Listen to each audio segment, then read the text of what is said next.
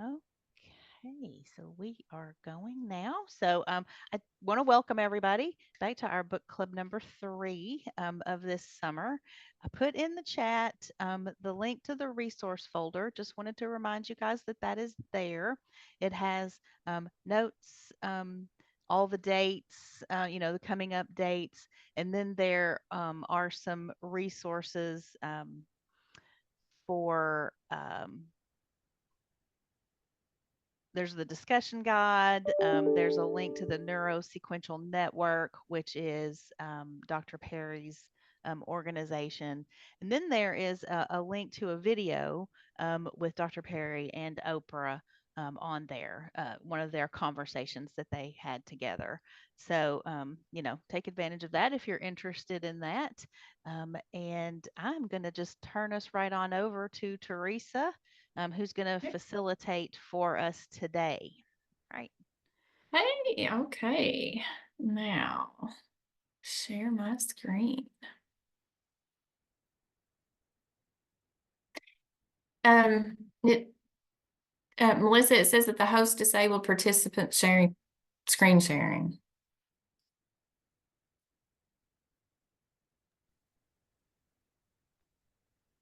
I hate it when the host does that. She's so mean. I'm going to have a talk to her about that. All right. You should be good to go now. Sorry about that.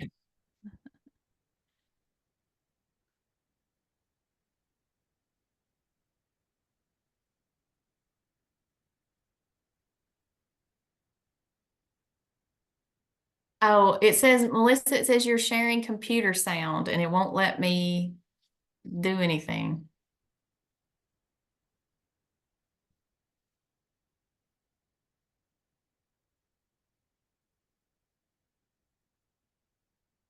I just have it all messed up today. My I'm apologies, guys. telling you. Not on my Zoom game. I'm not, I'm, I'm not used to all these things. All right. Can everybody see that now? Okay. All right. So we are on our book club session number 3,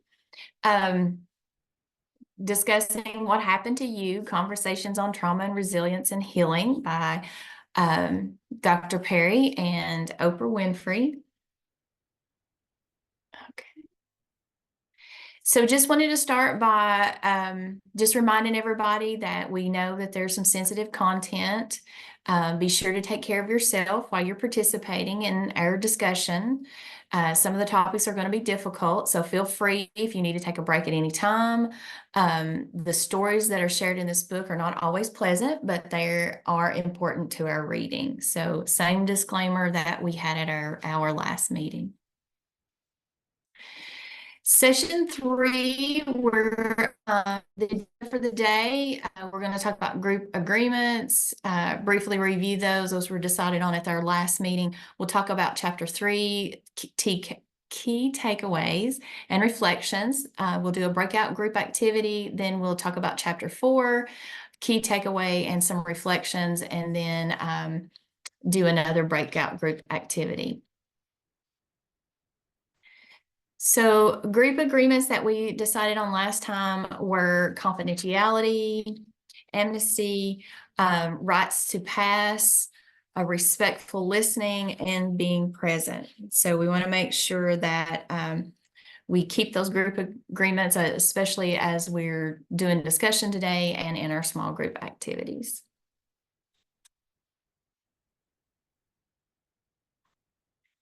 So chapter 3 was titled How We Were Loved. So Dr. Perry, a statement that was in the book from Dr. Perry that really resonated with me was that childhood experiences literally impact the biology of the brain. This chapter talked about those early influences from relationships and experiences. One of the stories that it talked about was Gloria's story. And her ability to love and be loved, she was a mother who whose traumatic childhood in the foster care system impaired her ability to express love conventionally. So her journey with her own daughter, Tilly, who was with the help of a seasoned foster care mother and CPS, it showed how the power of understanding and patience and that trauma-informed care could really could really help somebody become a more loving and caring person. So we saw how that love, that lack of love, impacted on a person's neural pathways. It affected their capacity to love and to form those healthy relationships. This chapter also talked about our brain's ability to deform. It talked about neuroplasticity, the brain's capability to adapt and evolve in response to experiences. It showed how those early experiences, particularly those involving love and care, that they fundamentally shape an individual brain development and also our behaviors because of that. I knew I was going to mess that word up. It applies to all brain mediated functions, and it includes that capacity of love. So if we've never been loved, then those neural networks that allow humans to love will be underdeveloped, as we saw in Gloria's case. But the good news was that if we use it, if we practice patience, that those capabilities can emerge, that given love, the unloved can become very loving. We know that love is not necessarily just a feeling, but is also an action. This chapter also talked about validation and understanding how early nurturing shapes our core regulatory networks, which is vital for emotional and physical well-being. Some of the key takeaways from this chapter were how early life experiences play a crucial role in our brain's development, that the brain's ability evolves based on interactions and experiences, especially through nurturing. That love, it's more than emotion, it's expressed through actions as well. Exposure to trauma, neglect, or abuse early in life can alter those brain development. It leads to heightened stress responses and challenges in forming healthy relationships. That despite impacts of early trauma, there's hope for recovery and the development of healthy relationships through consistent, compassionate, and trauma-informed care.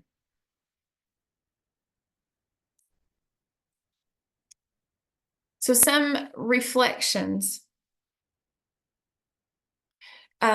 Reflecting on past relationships or influences during your early years, think about how early influences shape your current relationships and behaviors. What were some of the things that stand out to you? Defining a moment that impacts your view on love was when, blank, this taught me about love and relationships. Some of the things I've learned about my past have affected my current relationship. So what are some of those things that you've learned? What changes have you made based on these insights? So we're going to start with our first group activity, breakout session, and think about or discuss some of these reflections. We'll give you about 10 minutes and then an opportunity to share when we come back out of our breakout room. So just during that 10 minutes, take time to think about things in your past that may affect some of those current relationships that you have. If there was a defining moment or a particular event that really sticks out to you. Let's see. I'm going to assume, Melissa, you're ready for them to go out into their breakout group. Yeah, I did just want to let everybody know that just because we have just a few because of the number of people we have, I've just done two separate rooms. I've tried to keep people together who are in the same region, but they may be a little mixed up. And I know we talked about trying to keep everybody in the same groups, but I also feel like the conversation might be richer with a few more people in there. But you guys, when we finish this one, if you want to give me feedback on that, if it's okay, or if you want to try something different, we can maybe spend just a couple of minutes in talking about that too. So, okay, I'm going to put you guys in the breakout rooms. We have 10 minutes.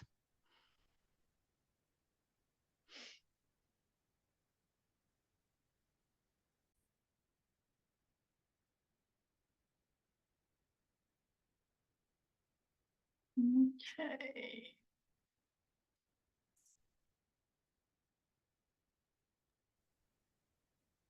I guess before I share, does anybody want to share or talk about anything that your groups discussed while we were doing in our breakout groups? Anybody want to share some of their reflections during that time?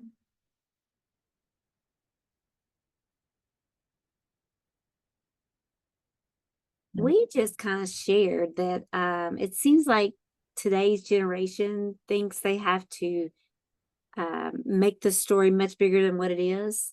So you can only half believe what they tell you. And this is coming, I work part time at a pharmacy after school, and we have two that just graduated, and they'll tell one story one week, and the next week it's totally opposite. It's like, well, wait a minute, and that's what you said, and they just kind of ignore me. So I just learned to not listen to them. And Yeah. that's kind of sad. And others in the group were talking about they're having the same situation at different high schools. So I don't know why it's the society has become that way. I'm not sure. Yeah. Yeah. I get that. Anybody else would like to share? Okay. Me.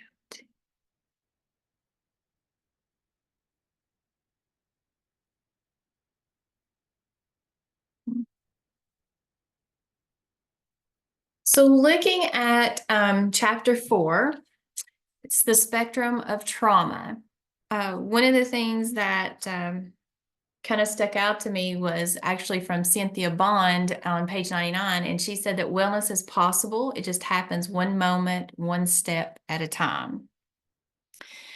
So in this chapter, we learned that trauma is subjective, that it's determined by individual experiences rather than solely by the event itself. So this idea that was reflected through the example of the school fire and how the firefighter, the first grader, and the fifth grader reacted differently based on their context and proximity of the danger. It demonstrates that trauma, it's an individual response with unique and lasting impressions. And it talked during the chapter about the 3 E's of trauma: the event, experience, and the effects. And they highlighted how individual perceptions of events can lead to different long-term impacts. So during this chapter, it talked about the Adverse Childhood Experience Study, which was a quick 10-item questionnaire of adversities that take place during the first 18 years of life. So the study found that there was a correlation between the ACE score and the 9 major causes of death in adult life. So we know from this study that childhood trauma is linked to health problems later on in life. But Dr. Perry pointed out that a high ACE score suggests a risk rather than it's a guaranteed outcome. So he wanted to note that the ACEs score doesn't tell the whole story, the whole person's story. It doesn't tell you the timing, the patterns, and the intensity of the stress and the distress, or the persistence or the presence of either a buffering or healthy factors in that person's life. The other topic that they talked a lot about in this chapter was post-traumatic stress disorder, how it is a collection of symptoms that occur in the wake of a traumatic event or different events. It talked about that the 4 main symptom clusters that follow a traumatic event or events, one being intrusive symptoms. So those are reoccurring unwanted images and thoughts of that traumatic event. It could be in dreams or in nightmares. You could dream or have nightmares about it. There was the avoidant symptoms, which someone feels distressed, and after being exposed to people, places, or other reminders from that original trauma. Another symptom is changing in mood and thinking. Those could include depression, sadness, loss of pleasure from anything, that sense of guilt, over focusing on negative things, or basically feeling emotional and physically exhaustion. And the 4th symptom was alteration in arousal and reactivity, symptoms being things like anxiety, hypervigilance, increased startle response, high and variable heart rates, and sleep problems. So some of the key takeaways from this chapter were that trauma is an individual experience and reactions to events rather than the event itself. Traumatic experiences in the initial months of life have a more significant effect on long-term health and development than later experiences. We talked about PTSD, which is characterized by a range of symptoms. It can result from any traumatic experience, not just warfare. And positive human interactions and supportive relationships are crucial in the healing process from trauma.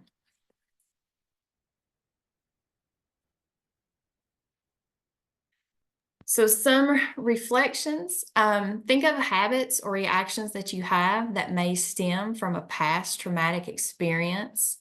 What was this habit or reaction? What events or experiences do you think it's connected to? And how does this habit or reaction affect you and those around you? So thinking about your own experiences, recognize any patterns that you may link to some past trauma, and consider how they've shaped your current behavior and your reactions. Think about what stands out to you. We will break out into our groups. Before we do that, Teresa, just one thing that I want to just I don't know bring up in terms of this chapter and talking about the ACEs and all those experiences. Um, you know, we spend a lot of time in training talking about, you know, positive experiences being that counterbalance to those traumatic experiences. And, you know, we do strengthening families, we talk about the protective factors. You know, even our standards are based on those ideas that we, as professionals who are helping people, try to bring those into people's lives. I know when I was reading the book that there were moments where I felt like, gosh, how do you overcome, you know, like how do you yourself overcome these things, or how do you help somebody else to overcome those things? So I think that's an important piece to take away from this, that's how, right, that you build on those pieces that lift you up, those positive relationships that you have, you know, the good things that have happened to counterbalance that. I know, like I said, as I was reading that, that's kind of what I don't know if clung to is necessarily the right word, but that's what it felt like at times. Like, man, I got to have some positivity. But there's in the book that I've got here, it mentions that Dr. Perry found in his work that the most predictive factor of an adult's mental health is not the experiences they went through, it's their history with that relational help. It's the health, it's their connectedness with family, community, and culture, right? So Yeah. I think that that's important to remind ourselves of that. So Those positive human interactions, all that connect, support in your relationships. Yeah, I agree. And you guys are so good at giving those experiences to kids and families. So, all right. Are we going to do 10 minutes again, Teresa? We've got plenty of time if you want to increase the time. 15 minutes, you guys? Thumbs up. 15 minutes. I saw Just a head few more shaking. minutes. Yeah, Okay. thumbs up. I see it.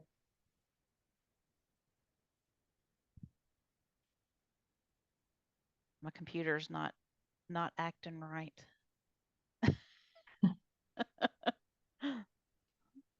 I'm not going to say anything because mine doesn't act right either.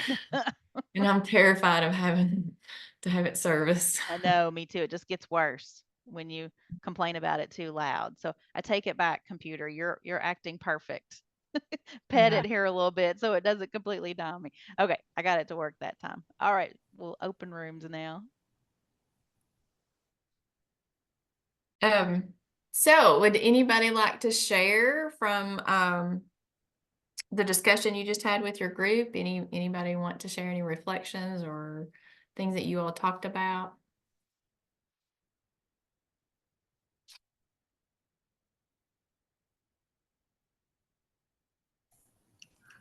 Karen made a really good point in saying that trauma and things happen to people and they're not a respecter of social status or anything. And I think sometimes we forget that it does, trauma happens to everybody. Yeah. And there's nobody that's exempt. So true. Good point. Yeah. Very true.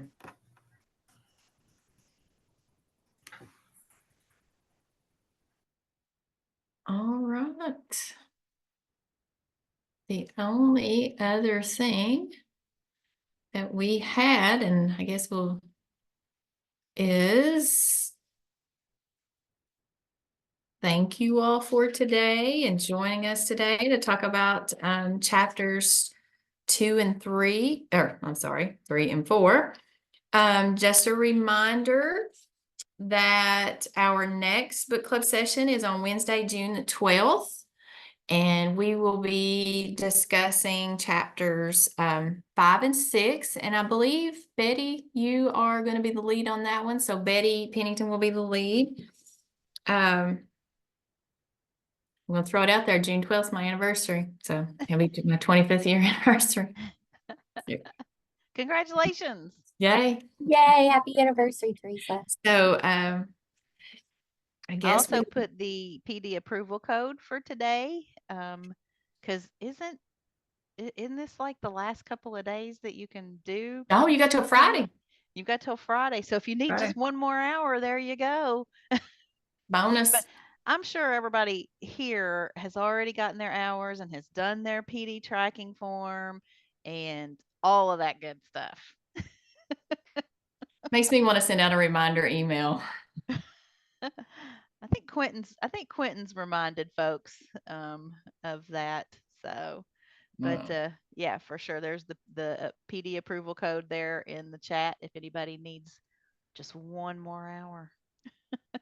And I will be sending out reminder emails and hopefully, fingers crossed, that technology works for me, links to the 2 recordings. So if anybody needs to or wants to, take a look back over our previous session, those will be available soon. Okay. If we don't have anything else, we'll see you all on June the 12th. Thanks, everybody.